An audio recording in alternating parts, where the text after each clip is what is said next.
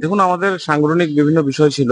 আপনারা সকলে জানেন যে আগামী কিছুদিনের মধ্যে আমাদের ডিসি ইলেকশন হতে যাচ্ছে, ভিলেজ কাউন্সিল নির্বাচন এবং আমাদের নগর পঞ্চায়েত, আমাদের পৌর পরিষদ এবং আমাদের কর্পোরেশনের ইলেকশন হতে যাচ্ছে। এই সমস্ত বিষয় নিয়ে আলোচনা হয়েছে, ফ্রুটফুল আলোচনা হয়েছে এবং আগামী ২৮-এ যে আমাদের নির্বাচন হবে সেই নিরিখেও সংগঠনকে কিভাবে আরো মজবুত শক্তিশালী করা যায় সমস্ত নেতৃত্বের সঙ্গে আলোচনা করা হয়েছে এবং খুব পজিটিভ বার্তা আমরা পেয়েছি এবং আগামী দিন আরো সুচারুভাবে সংগঠন শক্তিশালী হবে।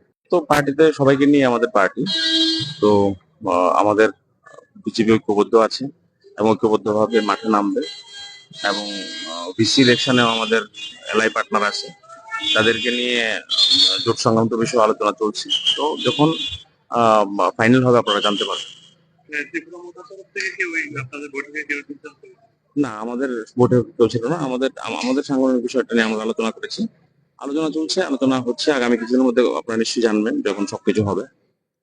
মানে ফলপ্রসূ হয়েছে। হ্যাঁ, ফলপ্রসূ হতে হয়েছে।